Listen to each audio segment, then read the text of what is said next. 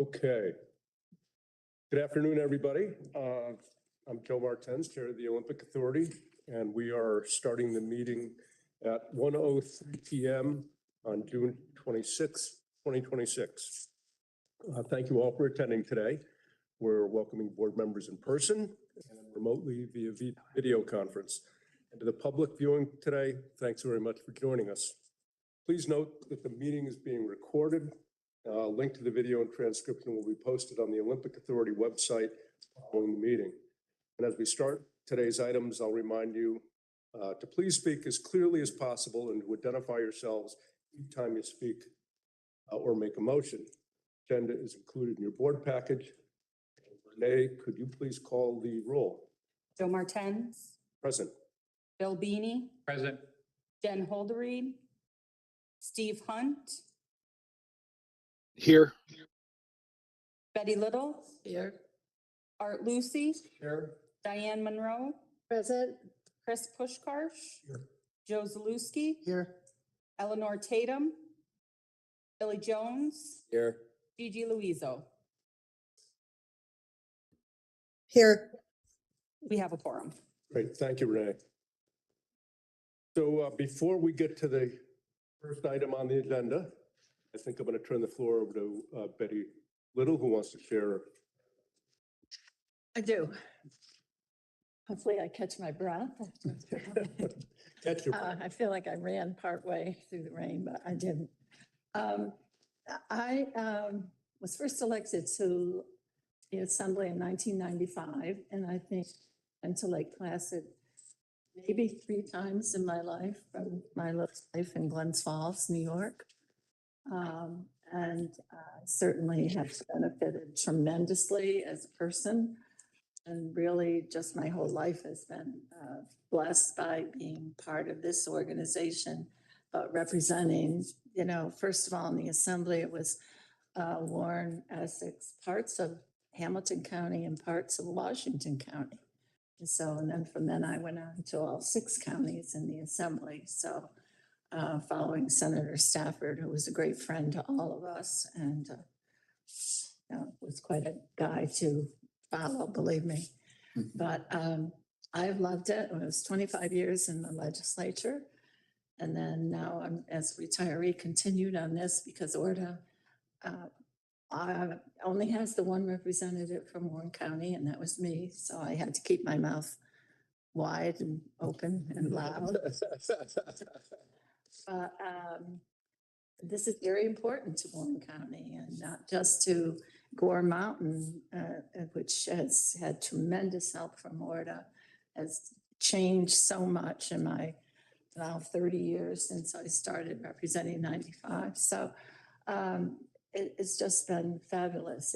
It's an economic benefit to Warren County, brings people from all over the county and the surrounding counties. And so it's been a pleasure to be part of it and to see the contributions and the improvements that have happened at Gore and the expansion of people's information and knowledge of what it's like to do that. And for those reasons, I think that age has a lot to do with it. I'll be 86 in September, and I want to be in control. I don't want someone to tell me it's time for you to retire. So I'm a control freak, in case you didn't know. With 6 kids, you had to be a control freak. So, but I've loved being on it, and I've benefited, and hopefully Warren County has as a result too, and will continue to. But I've loved it. It's hard to give up something that you like so much, but being a control freak, I decided I would do it first before I got told, you know, you really repeated yourself 4 times today. So just not going to have that happen. So, but I will be watching you all, you know, and contributing if I need to by the phone after the meetings. Hey, wait a second. Okay.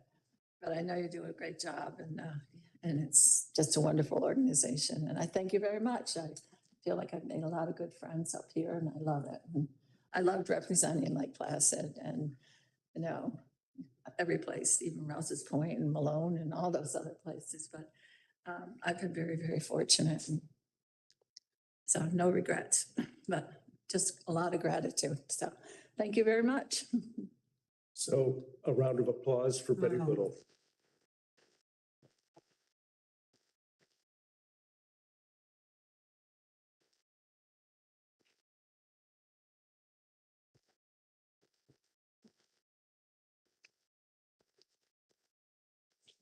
I know. Thank you. Thank you.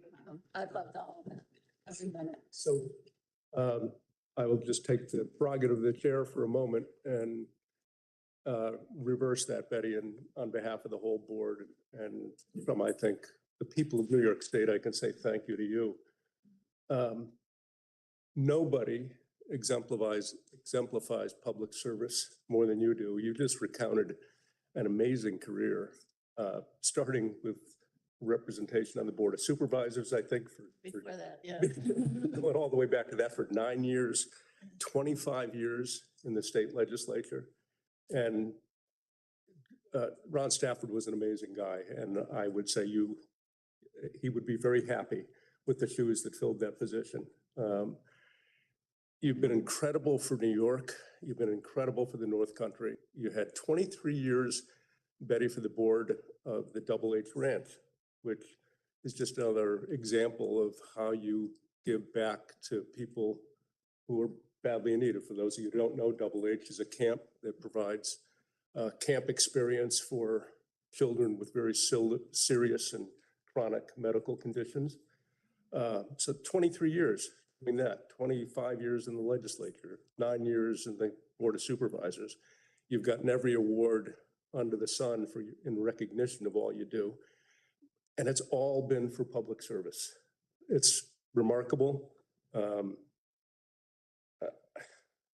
one thing that I have appreciated most about you, I think even more so these days than in the past, is you've never been afraid to give people that have done good for the North Country recognition. And I'm talking about politicians from both sides of the aisle. It didn't matter whether they were Republican or Democrat. If they were doing good things for the North Country, you recognized it and you weren't afraid to say when they did good things.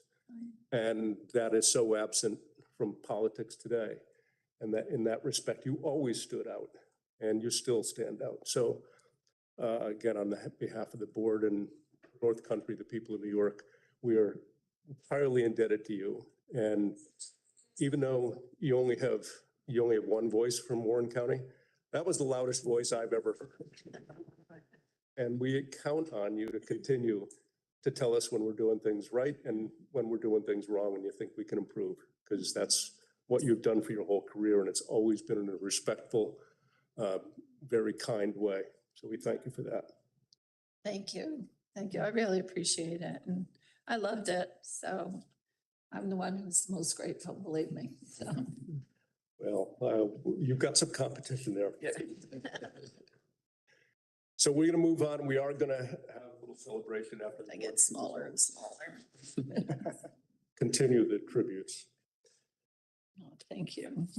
So the first item for committee action on the agenda is the approval of meeting minutes. Could I have a motion approving the minutes of our last meeting held on February 20th, 2026?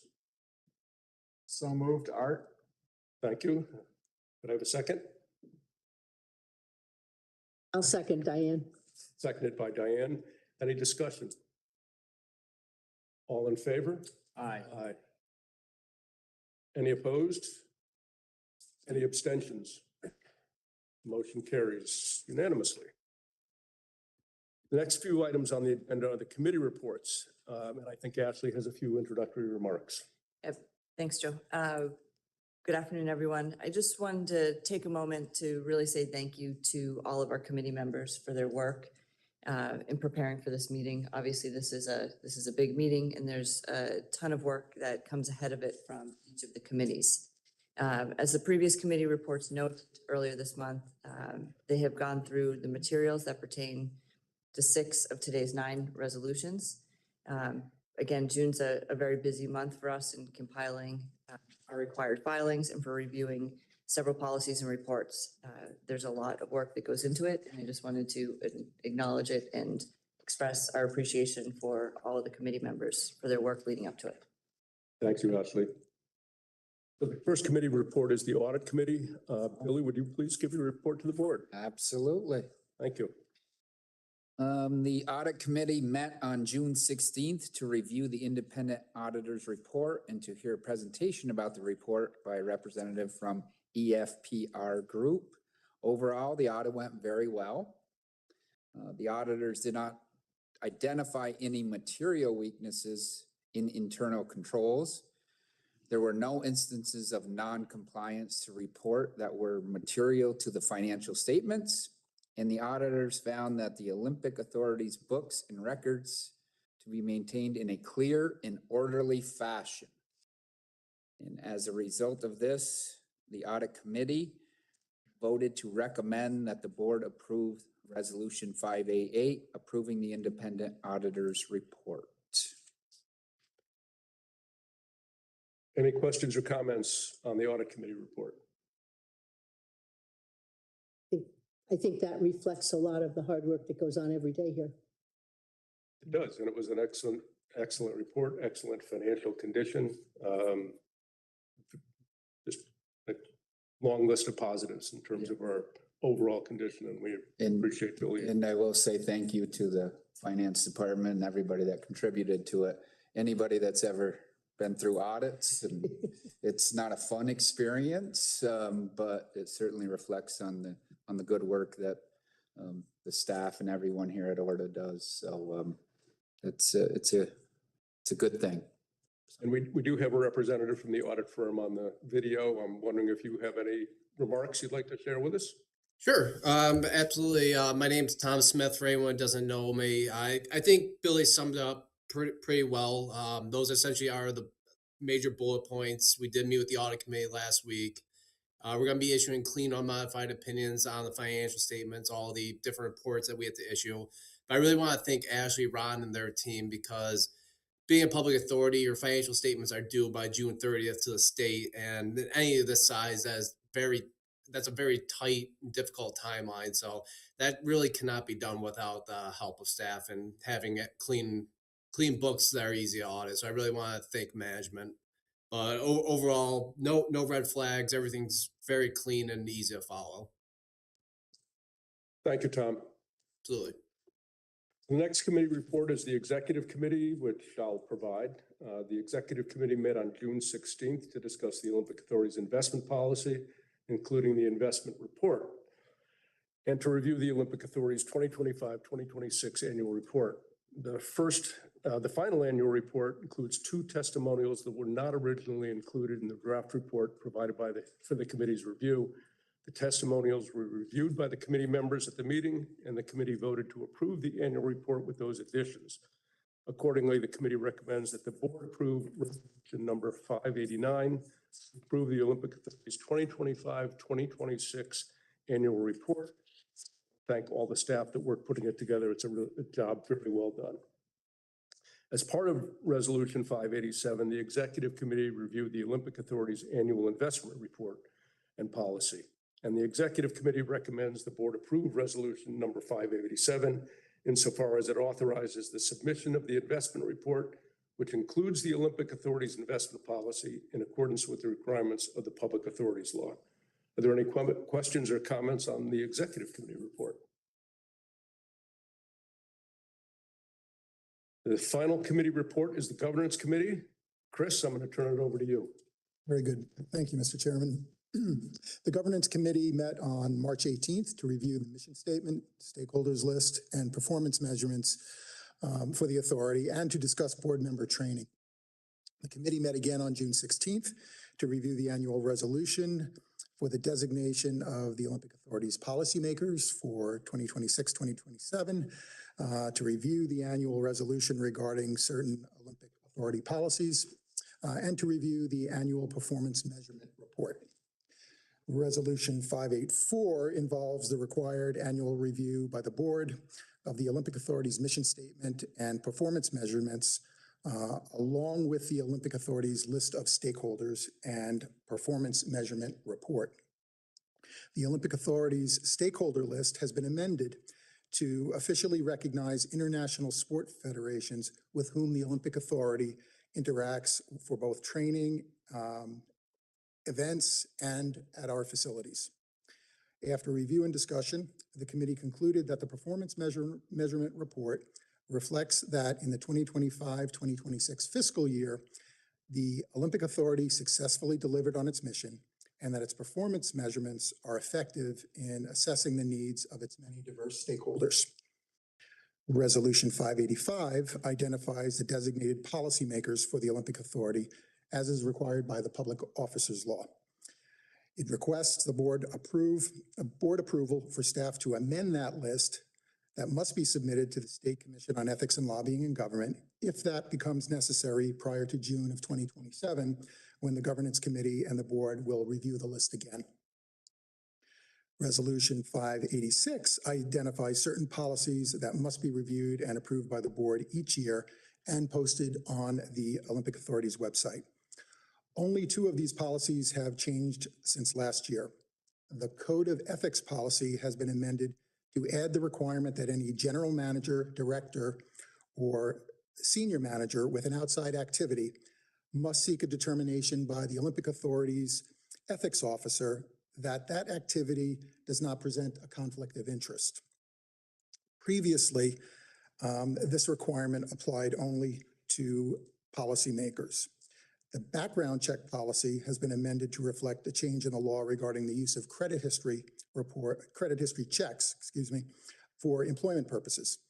The background check policy has been amended to cite the law and to require such credit history checks only for those positions that the new law authorizes. And when the Olympic Authority is seeking to fill such a position, it will include notice of that requirement in the job posting.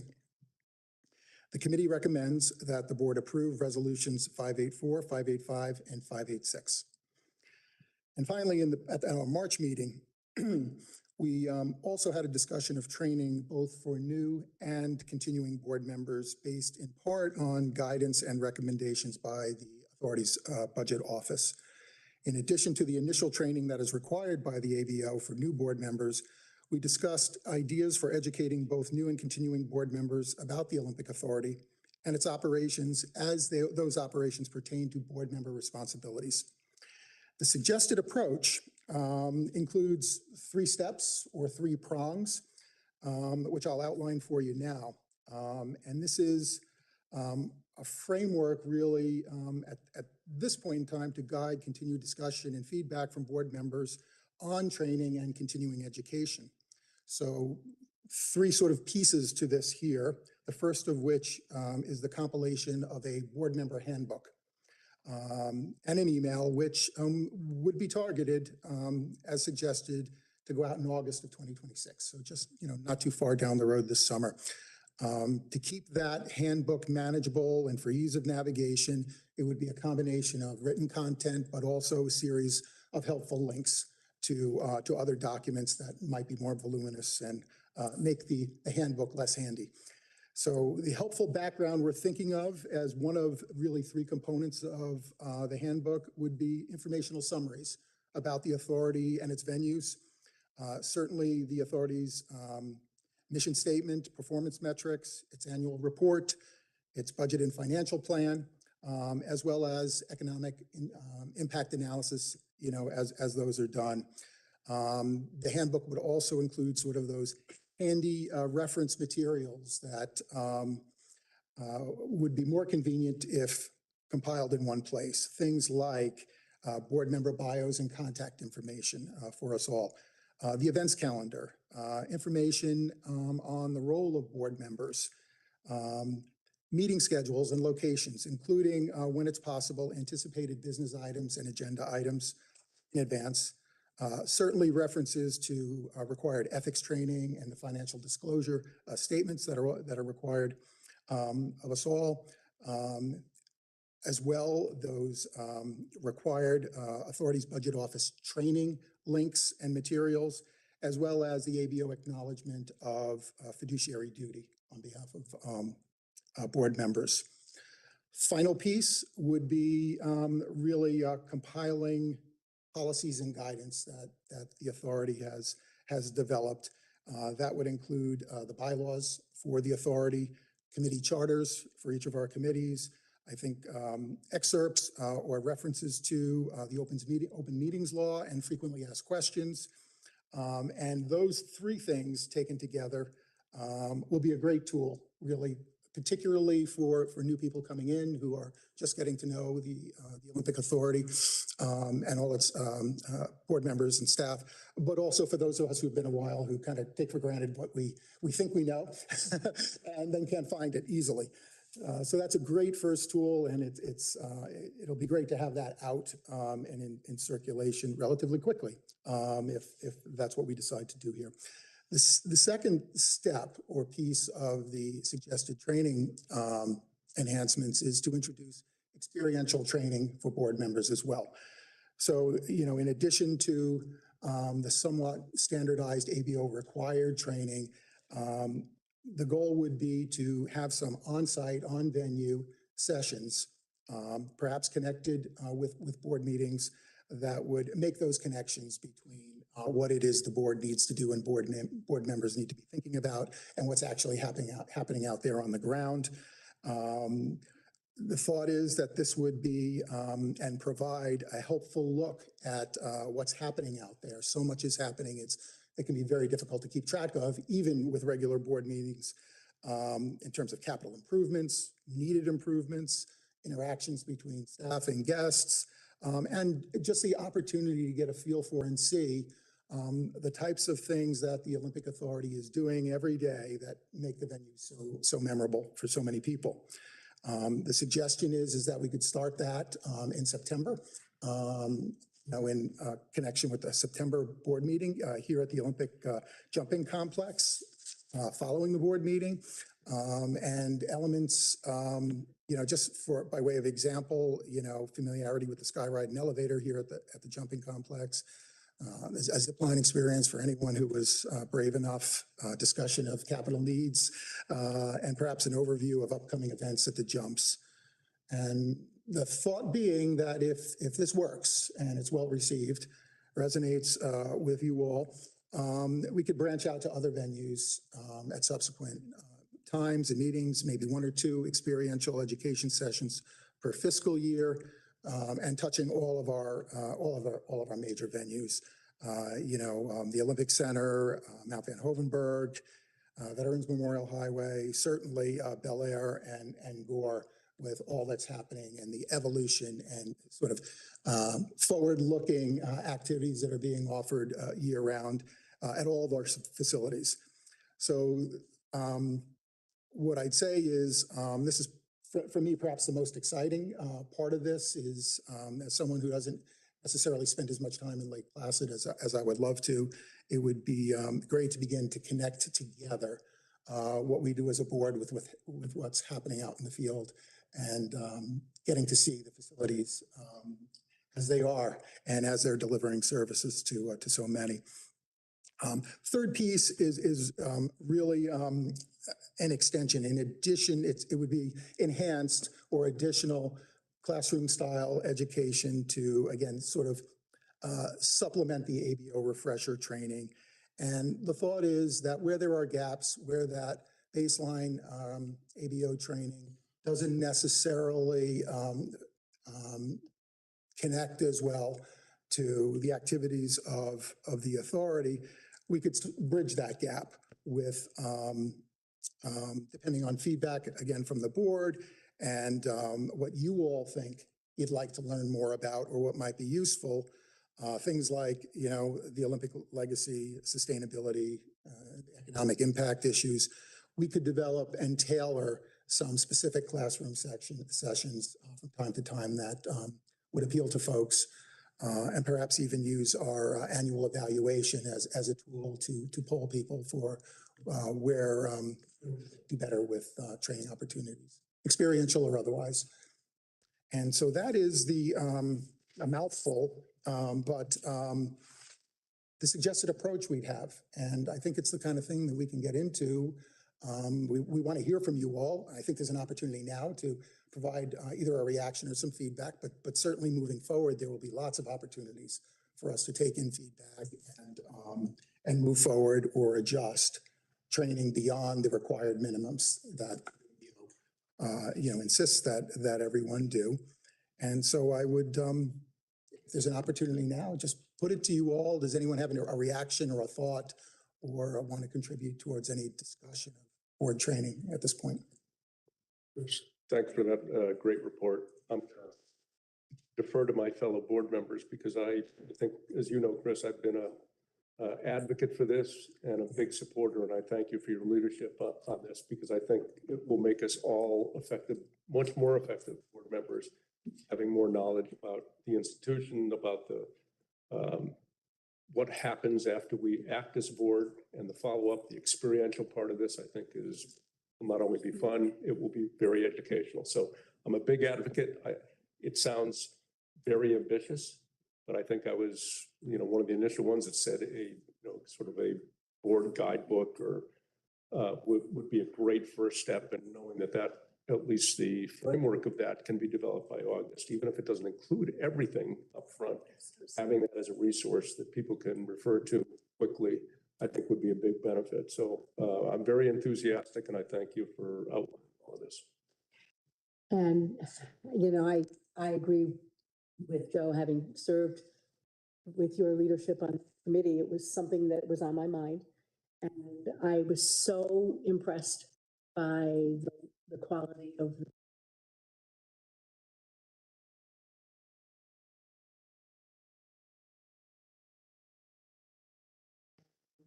I will do anything I can to support it and move forward. So thank you. We need it. And my thanks as well on behalf of the committee members, and certainly Michelle and the staff for really contributing the framework, which is in many ways is sort of born out of what we must do, compliance and Excelsior, always doing better. And I do think that the suggested approach here lends itself to evolving as it needs to evolve, and being a process by which we can get periodic feedback and shape it to what's going to serve the needs of the board the best. So, I thank everybody who's really done the legwork to get this before you and the board now, and put us in a position where we can move pretty quickly on it and get it in play. I will also add that I would love to see the idea that we hold formal board meetings in other locations. Something I've talked with Joe and Ashley about. Art spent a fair amount of time at Bel Air. He knows it well. Ashley spends a lot of time down there, but I know that, when you go to Gore or when you go to Bel Air, you have a much broader understanding of not only this organization, but the reach and the long-term contribution.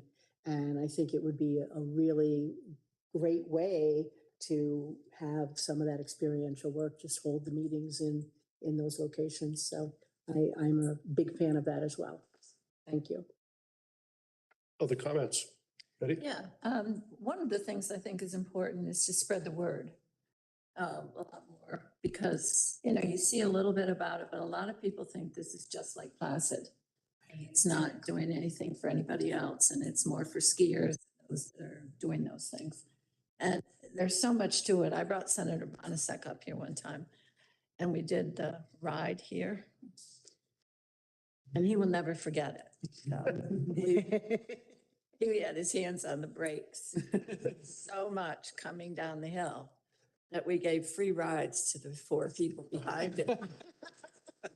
They saw nothing about zipping, the zip line or zip thing, what it was. So it is important. And even people in Warren County don't realize how much we do for this and how much it's involved. And, we've done so much for Gore in recent years. And every place, we've had great support from the governor. We've had great support from the state. We've gotten more money in a lot of years. So it's a great job. But the more you get involved in it, it's people that you can bring up here and say, and going out, why don't you ride with me and, take a ride and go up the hill and do something, or even just to go to Gore and see what that lodge is doing. I mean, we'll be monitoring it, I'm sure, for the summer, but this is their first summer having it. I mean, there were people that would go north on Route 28 and never knew there was anything over there. So I know there were ski mountains, but there wasn't any snow, so, in the summertime. So we've come a long ways and I appreciate it. Thank you, Betty. Other comments? Thanks again, Chris. Sure. Yeah, thank you. Next item on the agenda is the president's report. Ashley?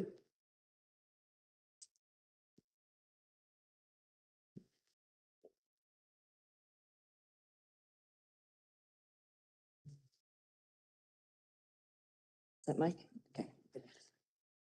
Right, so we're going to begin this presentation. We're going to pick up here with where we left off at our last meeting, which is actually going to back to winter.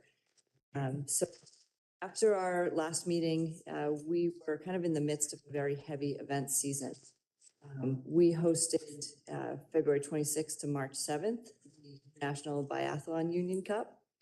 This was the first time that the IBU Cup had ever been hosted in Lake Placid.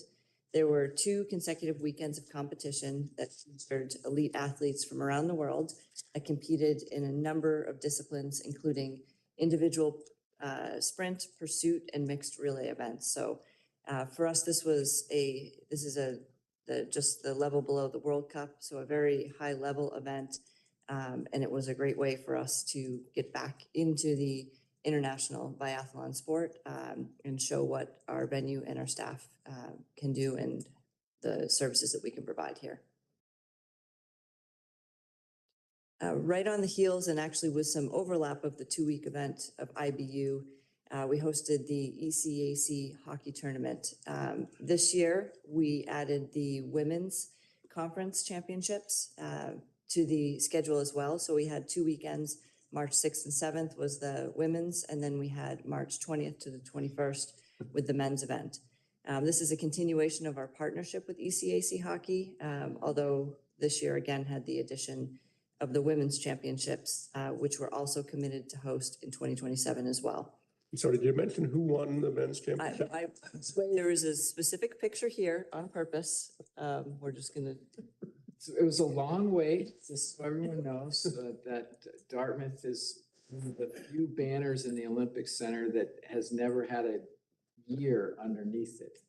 And so I'm very proud to know that 2026 will be a date etched in infamy. So we're committed to hosting 2027 for the women's event, and we are committed through 2030 on the men's event. And just a note about the overall success of the first year of the women's event.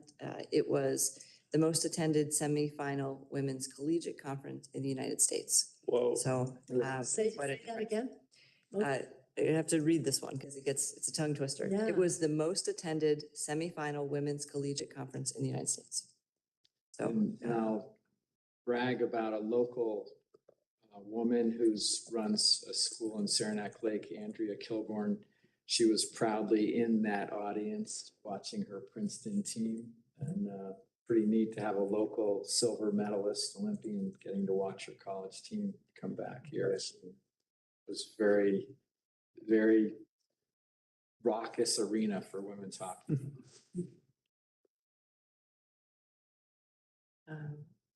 All right, we ended our very busy event season with the biggest of events that we had over the past winter, which was our cross-country World Cup finals at Mount Ben Hovenberg. The last time Lake Placid had hosted a cross-country skiing World Cup had been in 1979. So this was a rare opportunity for fans to watch elite international competition in North America. Not only was it the last race of the Olympic season, where the athletes are awarded with the prizes and medals from the specific event, but also from the overall season, they were awarded their Crystal Globes. It was also the very last race for the most decorated U.S. cross-country skier in history, Jessie Diggins. And this really helped to kind of inspire a lot of fans and spectators. We saw over 30,000 guests throughout that weekend.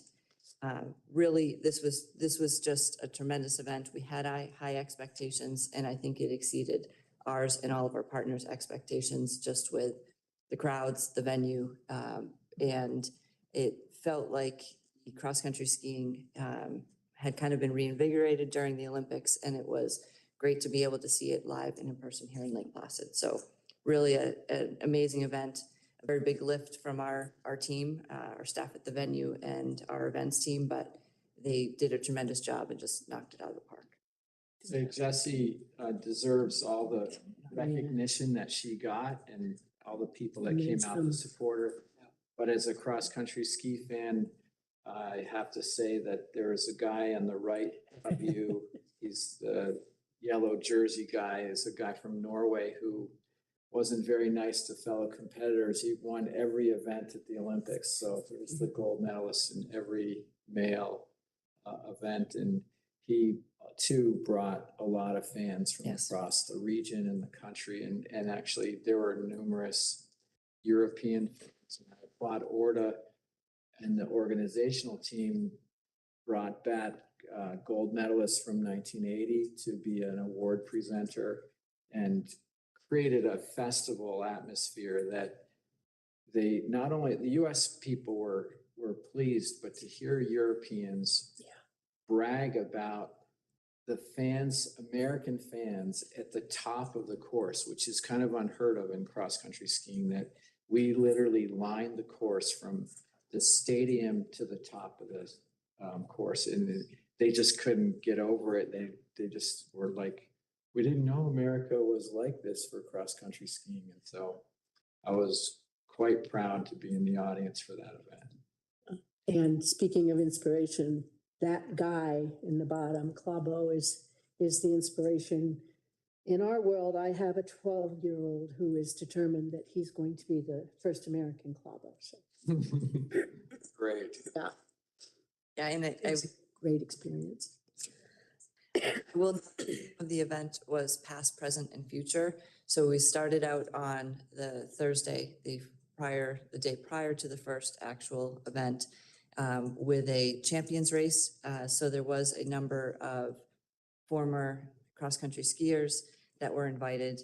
They did a champions race. We obviously then saw the present day athletes, and then ended it with a last lap. And it was, I'm not sure of the exact number, but hundreds of kids were able to ski the final lap of the course with Jessie Diggins and some of the other athletes, international athletes that were also retiring. So we talk a lot, and when we talk about the annual report, we're going to talk about legacy, just another example of past, present, and future, and continuing to extend that legacy.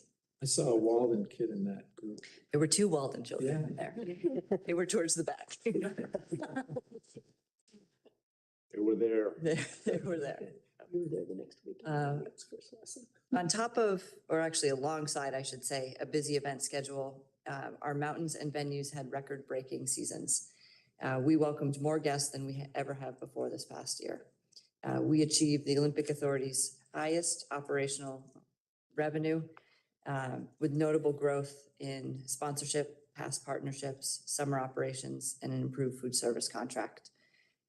So I think, again, just hats off to the entire staff, because we had a very, very busy event schedule, probably one of the most intense that we've ever seen from a major event standpoint.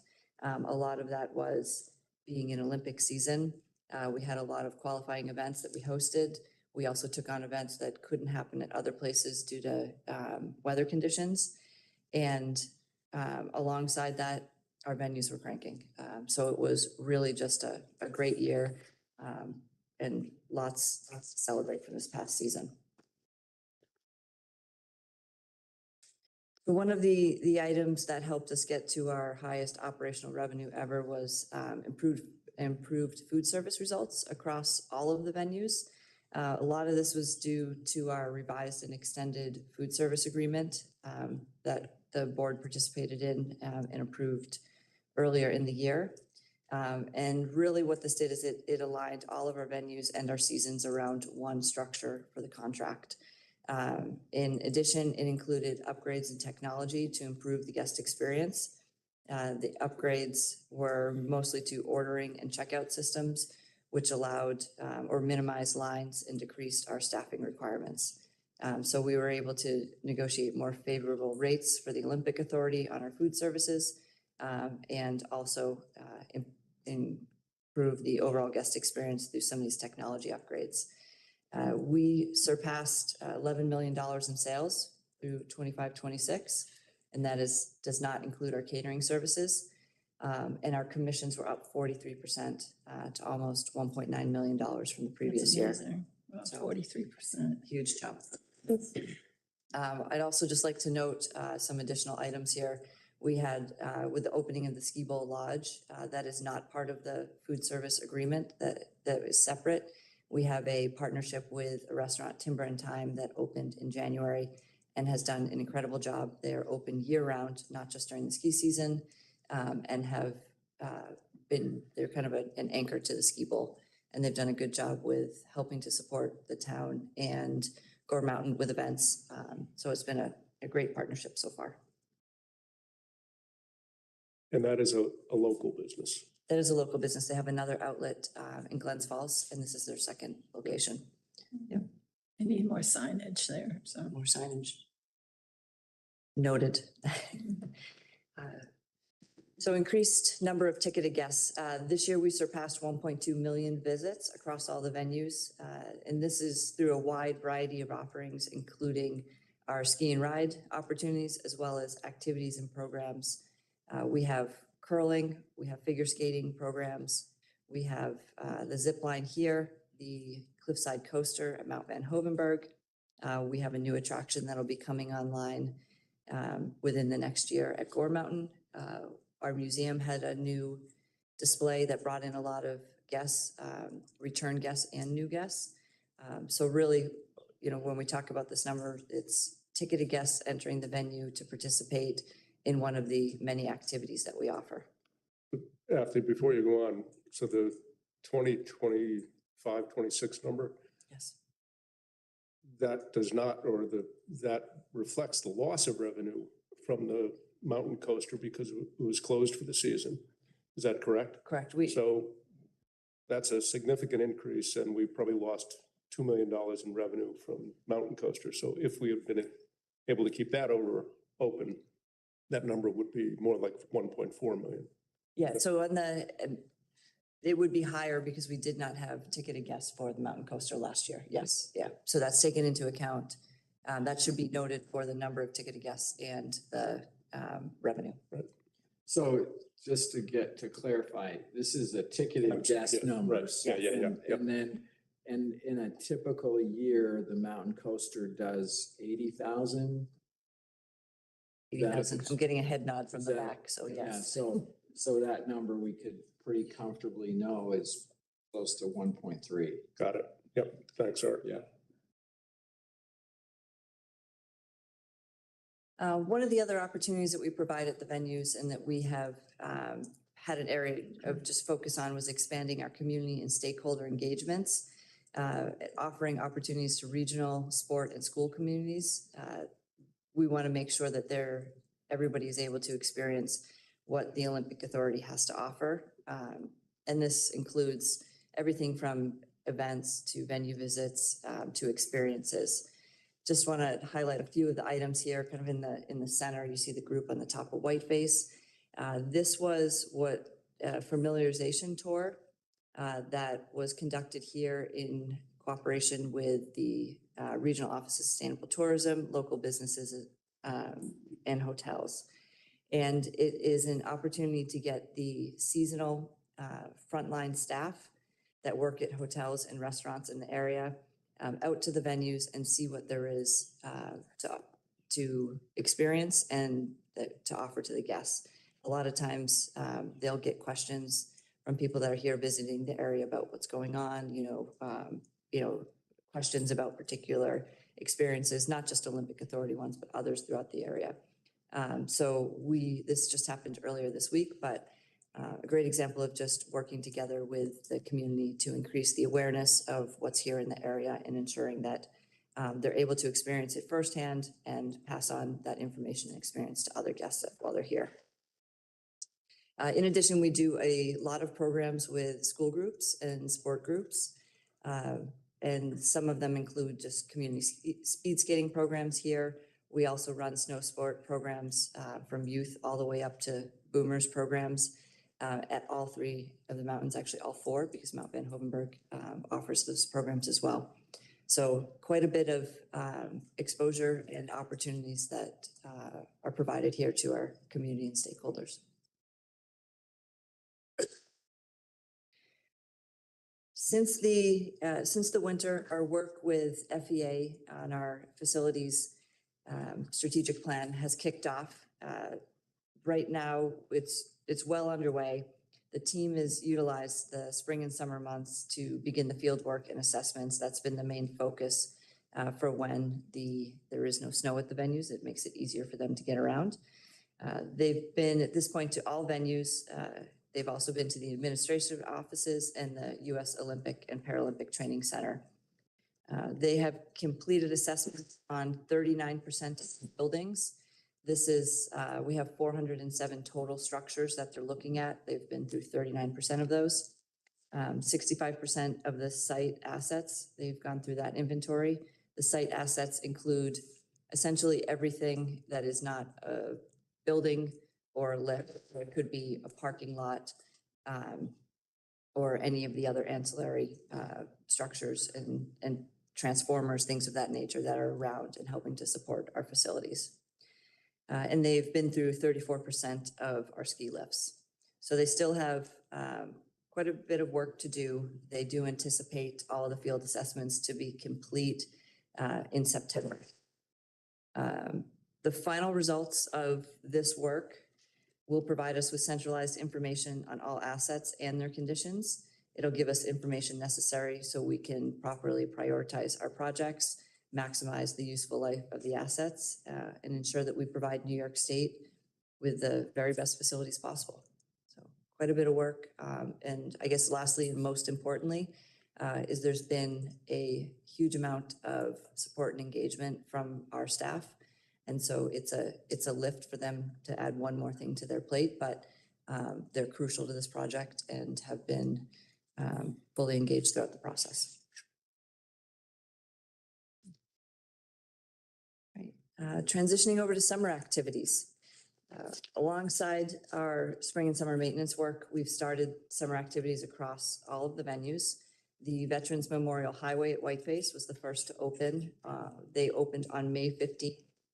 And this was less than 4 weeks since they had closed the mountain for skiing. The Whiteface actually fully opened the rest of their summer activities today with the gondola. They also have guided hiking tours and yoga at the top of the mountain. At Mount Van Hovenberg, the Cliffside Coaster opened on June 3rd, which again was down last year, so we're happy to have that experience back online. They also offer other programs such as the Tri-Biathlon that you see here in the top right. They do a Thursday night hustle. They have hiking, they have mountain biking, a full array of activities. The North Creek Ski Bowl at Gore Mountain is going to be the main location for the summer activities at Gore. They started a Friday night music series that the first event was on June 12th, was hugely successful. They're also running, it'll begin regular service after July 4th, but they'll be running the new Hudson Chair for their scenic rides to the top of the mountain. That also connects to hiking and mountain biking trails at the top of the Hudson Chair.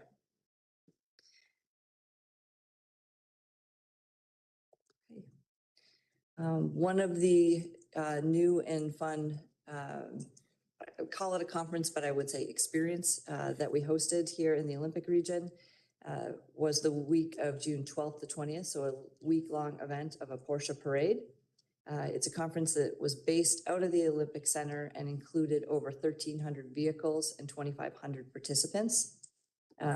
Outside of this, this showcase on the Oval, they also had activities that took place at the ski jumps at Mount Van Hovenberg and at Whiteface. And they took a day trip down to Gore as well. The event has been noted as one of the largest events in the Porsche Parade 70-year history. And it also included a lot of opportunities for public to participate or to be engaged. You can see here this was open to the public. They also last Saturday had a parade through town where all the vehicles lined up at the ski jumps and drove through town. So it was a fun opportunity for the Porsche owners as well as the community. Can you imagine the money that got spent here? Yeah, you would drive by and see quite a few vehicles. I've parked. never seen so many Porsches in all my life. It's crazy.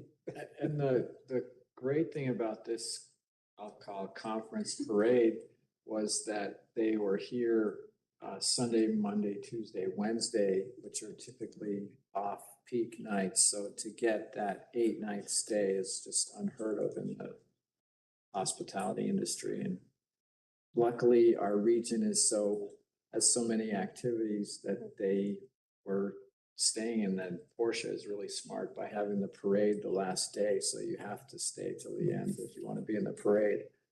I just wondered if in the future if we should have a time trial up the highway for these cars. No. Not a mass start. I'm talking one car at a time. All right, we're gonna keep going. I want to know who gets the timing system. Yeah. The Olympic Authority team has continued our work on expanding our sport partnerships. Our staff has attended meetings and congresses of international sport federations. This is all just through the past year, I would like to note. Have received awards from our sport national governing bodies and participated in community panels discussing the impact and reach of our venues and sports that we support. In the top left, I just want to note this is our Director of Events, Tracy Smith, who is in conjunction with the Executive Director of NYSF receiving the Paul Bacon Award, which is awarded by the U.S. Ski and Snowboard Association to the organizations that have had the greatest impact on their events or hosting ski and snowboard events in the U.S. So great to be recognized, and happy that we were able to participate in the actual awarding. All right. Earlier this month, we had a visitor from Senator Gillibrand, who was here on June 5th, joined us at Mount Van Hoevenberg to discuss and highlight the Olympic Authority's ability to host high-level events. Representatives from the Village of Lake Placid, the Town of North Elba, the Regional Office of Sustainable Tourism, and the Eline Foundation were in attendance to meet with the Senator and also tour Mount Van Hoevenberg. This is our new General Manager of Mount Van Hoevenberg on the top right, Jeremy Witt, who provided a tour of the facility and was able to answer questions. We had quite a bit of media that attended as well, so it was a nice event. Okay. Looking ahead, we have a preliminary schedule for 2026. So this is a quick look at our major events. There are likely to be more that will be added as the summer and additional conversations continue. But these ones are confirmed, and we have a number of World Cup, national and regional events across each of the venues. The first of the major events will be the UCI World Cup mountain biking event, which is the first week of October. We are also happy this winter to welcome back World Cup ski jumping and aerials right here at the Olympic Jumping Complex. And the Olympic Center has added a new event, the American Collegiate Hockey Association Fall Face-Off. It is a hockey tournament that includes 24 teams, both men's and women's.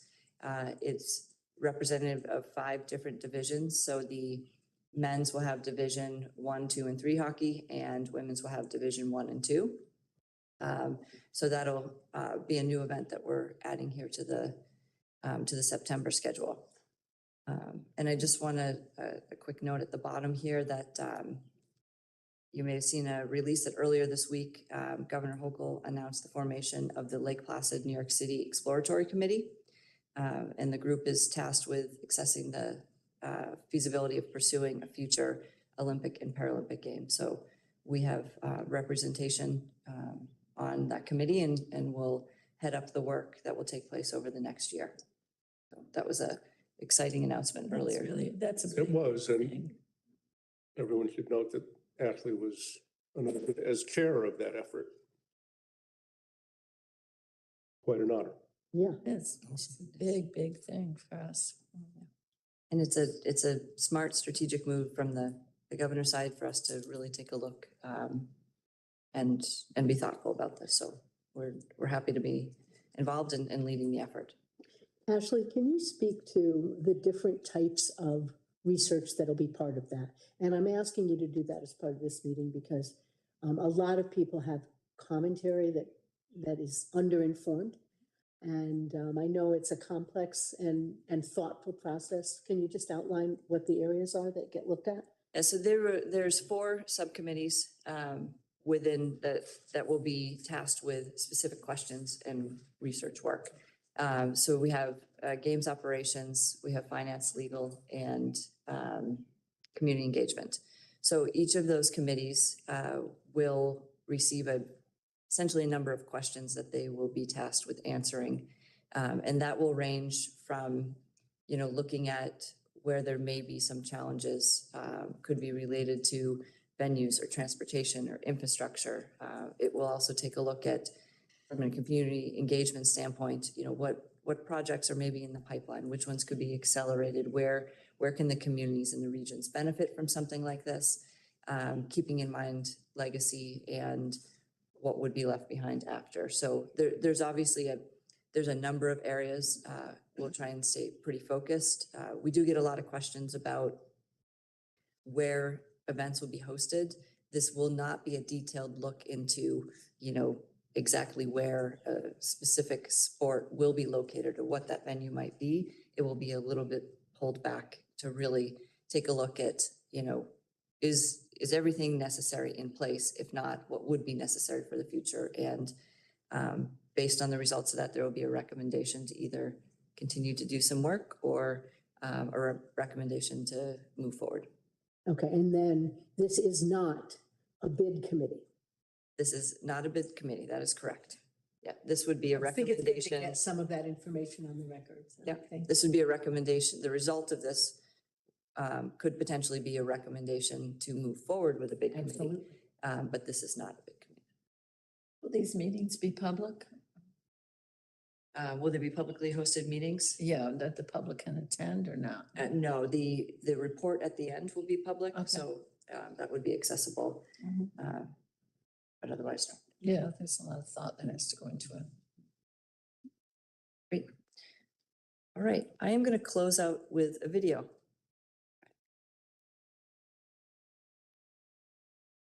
And while Mike is queuing this up, this video is going to be an overview of the annual report. So if you haven't had a chance to really read through it, this will give you a high-level look at it, and then you can dig in for more details after.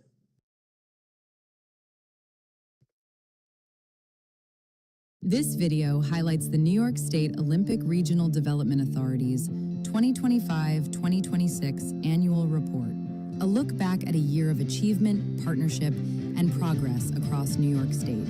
Throughout these pages, you'll see stories of perseverance, community, and opportunity, alongside the accomplishments, partnerships, and milestones that define the year. The inside cover highlights Kelsey O'Driscoll. Through determination, resilience, and the support of the Gore Mountain community, Kelsey earned a place on Team USA and competed at the Milano Cortina Paralympic Games. Her story reminds us that our greatest legacy is found not in venues, but in people. For more than a century, New York State has inspired athletes, welcomed visitors, and brought communities together through sport and recreation. Throughout 2025-2026, we continued advancing that legacy while creating new opportunities for future generations. Rooted in the history of the 1932 and 1980 Olympic Winter Games, the Olympic Authority continued building on a foundation of vision, partnership, and progress. As a New York State public benefit corporation, the Olympic Authority continued creating economic and social benefit through sport, recreation, and tourism. At the heart of every success story were the people who made it possible. Across 6 world-class venues, nearly 500 full-time employees, more than 1,500 seasonal team members, and over 1,200 volunteers worked together to deliver exceptional experiences for athletes, guests, and communities throughout New York State. The impact of that work extended far beyond our venues. During the year, Olympic Authority venues welcomed more than 1.2 million visits and generated $77.5 million in operational revenue, while creating meaningful economic and community benefits across the state. We continued improving venues and experiences through major enhancements at Whiteface, Gore, Bel Air, Mount Van Hovenberg, the Olympic Center, and the Olympic Jumping Complex. These improvements enhanced athlete training, improved guest experiences, increased accessibility, and strengthened these public assets for generations to come. Throughout the year, our venues welcomed the world. More than 5,000 athletes representing 60 countries competed in international events, World Cups, and national championships, showcasing New York on the global stage. The year's success also extended beyond competition, bringing worldwide visibility to our venues, communities, and partners. We remained committed to expanding access to sport and recreation through community programs, educational partnerships, and opportunities for participants of all ages and abilities. At the same time, we continued advancing sustainability and stewardship efforts to help preserve our natural resources and protect winter for future generations. This year's report also includes perspectives from several of our partners and stakeholders, whose voices help illustrate the breadth of relationships that support our mission and contribute to our success. As we look ahead, our focus remains clear: improving venues and infrastructure, supporting athletes and communities, expanding opportunities, and continuing to create lasting public value across New York State. None of this would have been possible without the dedication of our employees, volunteers, partners, stakeholders, communities, leadership, and board of directors. Thank you for your leadership, guidance, and commitment to advancing our mission. Together, we are not simply preserving a legacy, we are advancing our legacy.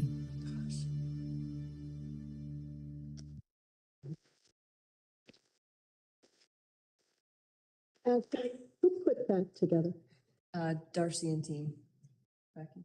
Wow, Yeah, excellent. best yet. Thank you, Ashley. Questions, comments?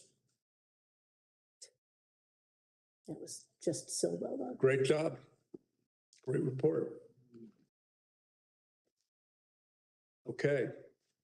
There's no old business on the agenda, so we'll move right into new business. There's 9 proposed resolutions on the agenda.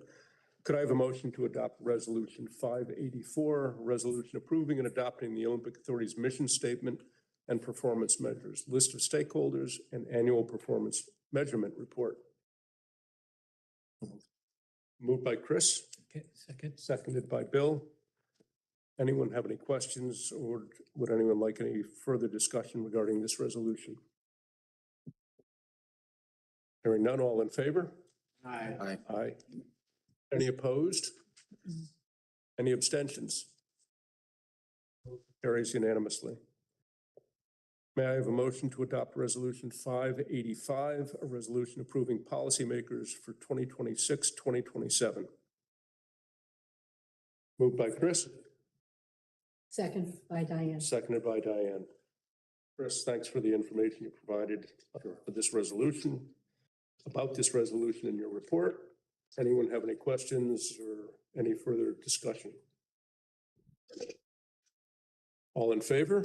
Aye. Aye. Any opposed? Any abstentions? Motion carries unanimously. Is it always that sunny at Bel Air? Yeah. Guy's always that blue too. May I have a motion to adopt Resolution 586, resolution adopting certain policies and procedures? I'll do that. Moved by Betty, seconded by Billy. Information about this resolution was included in the Governance Committee report. Does anyone have any further questions or comments? I do. I have to say how much I know this hard work that's done by committees puts on staff. I see HR doing some heavy lifting in this. I see legal doing some heavy lifting. And I just want to comment that I do appreciate that. That's needs to be said sometimes. I think we all do. So you speak for us all. All in favor? Aye. Is that the Miracle Camp people? I don't know. That picture? I think so. Any opposed? Any abstentions? Motion carries unanimously. I have a motion to adopt Resolution 587, a resolution approving the investment of corporate funds policy and guidelines, including the investment report. Moved by Bill, Second. seconded by Betty. Information about this resolution was included in my executive committee report. Does anyone have any further questions or comments? Hearing none, all in favor? Aye. Aye. Any opposed? Any abstentions? The motion carries unanimously. May I have a motion to adopt Resolution 588, a resolution approving the independent auditor's report? Motion, Joe. Joe. Second, Diane. It was moved by Joe and seconded by Diane. Thank you. Information about this resolution was included in the audit committee report. Does anyone have any further questions or comments? All in favor? Aye. Aye. Any opposed? Any abstentions? Motion carries unanimously. May I have a motion to adopt Resolution 589, a resolution approving the Olympic Regional Development Authority's annual report? Carried. Art. Moved by Art, seconded by Bill. Information about this resolution was included in the executive committee report also. Any further questions or discussion? Well done. Thank you. All in favor? Aye. Aye. Any opposed? Any abstentions? Motion carries unanimously. May I have a motion to adopt Resolution 590, a resolution committing funds and granting approval for the president and CEO to enter into an agreement for recycling, composting, and waste management, and for certain professional services. So moved, Diane. Moved by Diane, seconded by Bill. Michelle, could you provide us a little background on this? Yes. So this would be a 5-year contract with an option for a 3-year renewal. If there is an option, if there is a renewal, it will come back before the board at that time for further review. So in addition to the very practical need for waste disposal and recycling, the proposed contract across all the ORDA venues offers a number of benefits that will assist with our sustainability goals and our compliance obligations. The first is what's known as a Power BI dashboard that will give us access to a nearly live, nearly real-time database that will track the Olympic Authority's waste stream and what it's composed of and where it's going. That includes tonnage of trash and recycling versus composting, tonnage of venue and material streams, diversion rates, and other useful data that will help us understand waste practices and how they can be managed more sustainably, as well as the cost by material of what we are disposing of. They will also work with us to develop a baseline audit to identify current waste disposal practices and opportunities for improvement. For example, more efficient recycling practices, opportunities to reduce environmental impact, what non-recoverable materials are most common and how they can be replaced with reusable, repairable, or recyclable materials, where education of staff and guests can help to reduce waste and increase appropriate recycling. They will also work with us and our concessionaire, Sodexo Live, to develop composting plans for the venues and to help Sodexo achieve the sustainability obligations that they agreed to in their contract with the Olympic Authority. And all of this is going to greatly assist the Olympic Authority with not only more enhanced sustainability practices, but in complying with the waste handling and data reporting requirements of the state agency environmental audit and the governor's executive order 22. So overall, we believe that this agreement will help us to continue to move toward a higher level of sustainability as an organization. The cost is locked in at set rates as opposed to the variable location fees we're currently being charged that are driven by commodities markets and fuel prices. So we're saving costs through this 5-year contract. And as a bonus, Casella employees, when they're available, may volunteer for our events. That's great. Thank you, Michelle. Willfully. I know that this contract has been a while in the making. I'm very proud of the fact that we are ambitiously pursuing waste management activities. I've often thought it was an area that we could improve at. We have a lot of operations that generate a lot of waste. And Casella, at least from my observation, I don't have as close a view as I used to, has a very impressive operation. They have a state-of-the-art facility in Vermont. I think they have a zero waste goal as an organization, which is pretty impressive and sounds like they want to put themselves out of business, but that's not the case at all.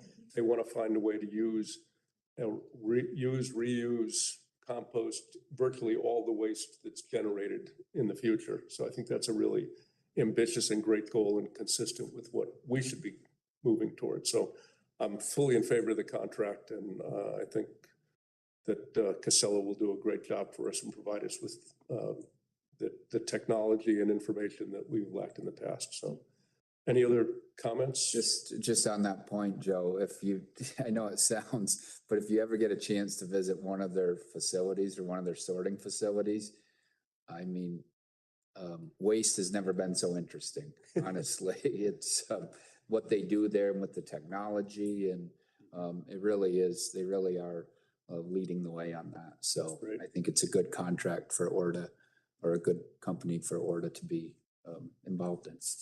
Thanks, Billy. If you don't make it to their facilities, you can go YouTube online and yes, and it is fascinating and heartwarming. So once again, thanks to staff for negotiating. I know the contract, there's still some details to be sorted out with the contract, but I understand we're close, and great work. Thank you. So all in favor? Any opposed? Any abstentions? Motion carries unanimously. May I have a motion to adopt Resolution 591, resolution committing funds and granting approval to the President and CEO to enter into an agreement for the purchase of ski and snowboard tuning equipment for Whiteface Mountain. I'll make that motion. Moved by Betty, Seconded by Diane. Ashley, I think you have some information for us. So the machine that we are looking at purchasing, we added actually the exact same machine to the rental shop at the Discovery Lodge at Bel Air for this past season. The machine performed extremely well. This is a picture of Max, our rental shop supervisor, utilizing the machine. It allows for consistent and efficient tuning of skis. And the rental teams will tune the entire fleet of skis to prepare them for the upcoming season. It's a skilled job and it's very labor intensive. This machine reduces the amount of staff time that it takes to tune the fleet, and it also increases the speed at which it can be done. Additionally, it also offers high-level tuning for racing teams or for racing athletes, so they can set specific requirements that they would like, and it can perform those tasks without needing highly skilled staff at all of the locations. So again, we have the machine currently down at Bel Air, have been quite happy with it, and are looking forward to adding an additional one at Whiteface. I have more. No? In the coming, And Gore, upcoming. okay. Yeah. One question I have is that, I know they'll spend the summer getting all their equipment updated. Do they, and I know they work with the racers, you know, can private citizens just come in and pay to have their things soon? So it's another revenue stream. And down at Bel Air, one of the notes that they, one of the things we were discussing is that they do a lot of racing, you know, with NYS and other programs.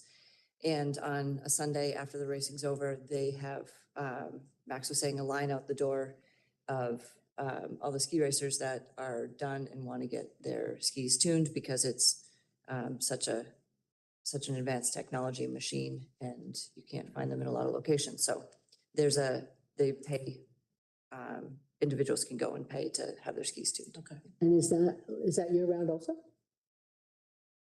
Aaron? Yeah, we have rental tuning team on. Okay. So Says Diane, who needs her skis tuned. yeah, bring them on over.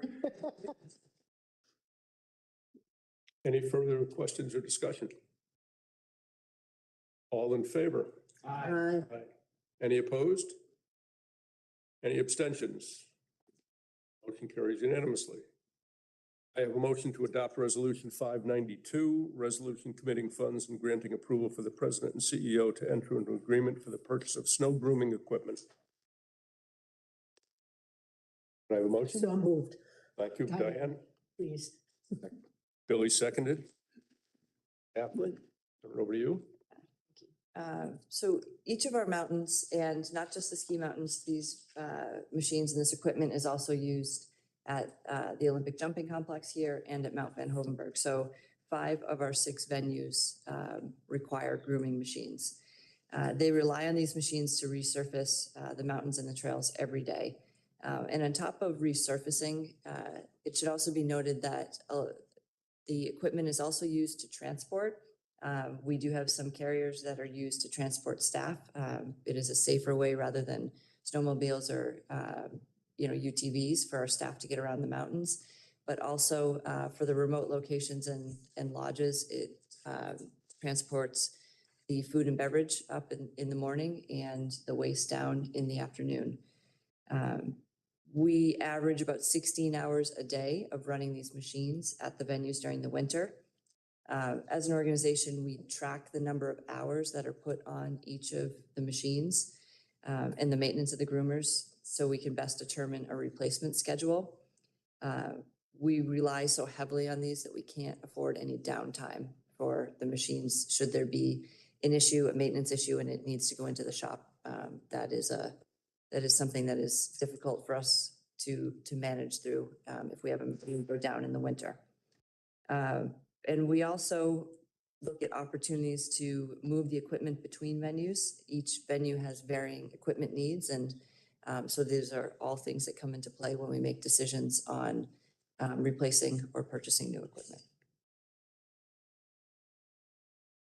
Actually, we've touted in the past the fact that some of our groomers are hybrid. Have they talked to me about their performance or good or bad? There have been some challenges with the hybrid equipment, so we purchased them early on when they were first out in the market. We've been operating them ever since. There is, some issues that come with new technology, and we've been trying to manage through that and hopeful that that technology evolves and becomes more efficient for the future. Do we have any all electric? We do not. And I don't know that they. I don't think they're Do available. we make anything all electric? Not that I know of. They do. They do? Yes, they're in the early stages, but they're smaller. So they're in the really beta test phase and they're starting to use them in other skiers works. Got it. But they're not to market yet. They're still. I like our bonings are great because they're indoors and they run for, I don't know, 15 minutes and then they can charge between periods. But I think when these guys run for, as you said, 16 hours, pretty hard for a hybrid to keep up, especially when typically grooming is really cold out. And we've seen electric batteries in the wintertime have a tough time in cars as well as snowcats and school buses. Okay, any other questions, comments? All in favor? Aye. Aye. Any opposed? Any abstentions? Motion carries unanimously. And I think that concludes Yes. the business of today's board meeting. If there are any other items, we will close with a thank you once again, Senator and Order Board Member Betty Little. I just highlight a couple of the photos here. Please do. Take a moment. Yeah. So the bottom right-hand corner is the opening of the Gore gondola in 1999, Betty. Yeah. To the left of that is the Exciting. opening of the notch lift at Whiteface in 2023. Right up above is the groundbreaking for the Ski Bowl Lodge, which was 2024, I believe. And then this is Betty during the World University Games awarding the medals. So thank you, Betty. Oh, thank you. I was still standing when all of it. Still do it. Mr. Chair, Yeah. Yes, are we Billy, saying a few comments please. now? Yeah. I've known Betty for Senator Little, as I still refer to her, for many years. And through my county days in politics, she was our senator. And when I got to the assembly, she was not only a friend to me, but a mentor to me. I was a young, very green assembly member, and when you get to Albany, you don't know anything about Albany, and you may think you do, but you don't. And Betty took me. I remember the first budget. She took me aside and she said, "Now listen." You're in the majority over there. We hadn't had somebody in the majority in the assembly in quite a number of years.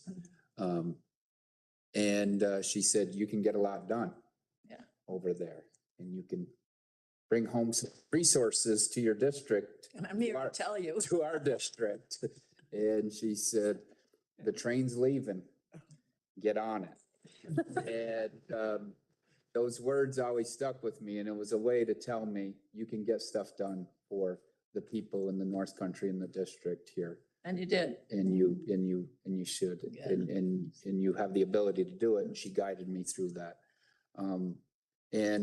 She was a friend, and I will say it's no coincidence that the first 4 years that I served in the assembly were my best 4 years, and Betty was there as my colleague in the legislature. So I just wanted to thank her for certainly her service and her service on this board. She's always looked out for ORDA in Albany. She's always been a champion for this authority and this organization. And on a personal note, I want to thank her for her mentorship and her public service to this little area we call the North Country and beyond. Well, I have to say, it's easy when you have a colleague. Oh, like that. no. Thank you. I just wanted to say Thank you. that. Thank you, Billy. Thank you. I wanted to thank Betty for the entertainment. Because as a member of this board, you've worked very hard. You've also brought the fun, including watching you on, which birthday was that? Oh, 80th. 80th birthday, coming down the mountain on the coaster. It was just such a good moment. And I'll also point out that your public service started well before the state assembly in the humblest of public servants, which is she was started out in her early years as a teacher. And I hear a very good one. So the public service started very, very young, and I'm confident that it will not end with this. You'll find ways. I'm confident. So thank you. I thought I had this all covered at the beginning. That was just the intro. Yeah. So I'm gonna jump on Diane's bandwagon and talk about first, as a mom and a teacher, you learn negotiation skill that far surpass any lawyer. And you took those negotiation skills to Albany. And we all in the North Country were like, oh my gosh, how in the world is she ever gonna fill in for Stafford, because he was such an iconic senator. And you took your experience in this assembly, and when that opening came for Senator Stafford's position, you were very efficient and secured it. But we garnered tremendous support from you, from your years in the Senate, and you created your own legacy. It's not just Stafford's legacy. And what I loved about Betty is she came to functions, so whether it was in Saranac Lake or Tupper Lake or the Wild Center, or it was just tremendous that you connected with the constituents and both parties, and it didn't matter if it was a governor from the Democratic Party, you knew how to convince them that this was an area to invest in, and we will forever appreciate it. And I'm going to go a little bit selfish she took the time when my daughter was 10 years old and they had a picture of her in the Albany paper, and she cut it out and she sent it to us. I mean, you're like, you gotta, in her packed schedule, she still took the time, and she barely knew Nina. But she knew that Nina was from her district, and she took the time to, and then when Nina became a pretty successful ski jumper, she got a proclamation when she went to the World Championships from the Senate. And those are the special things that you did for us in our region. I will forever cherish. And as a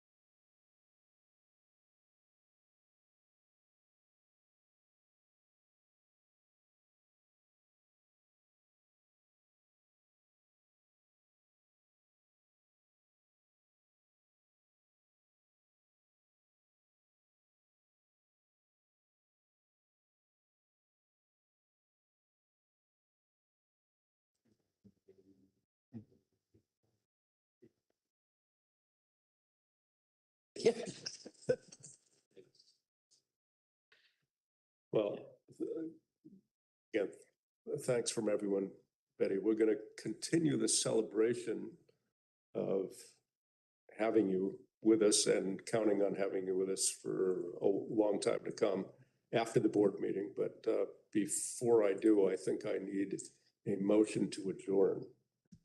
So moved. Betty, I think I'd like you to second. You can first, and I'll second. That's all right. All in favor? Aye. Any opposed? Any abstentions? The motion carries unanimously. We are closing the meeting at 2:32 on June 6th, 2026. Yeah, but I just want to say, and this is aside from the meeting, I had so much work with so many people and, met so many people and got to go to so many things. It was a wonderful lifetime experience, and I hated to give it up, but I knew that I wanted to be in control of when it ended and not told it should end. So, Betty, that may be the most important lesson to all of us of all. yeah. But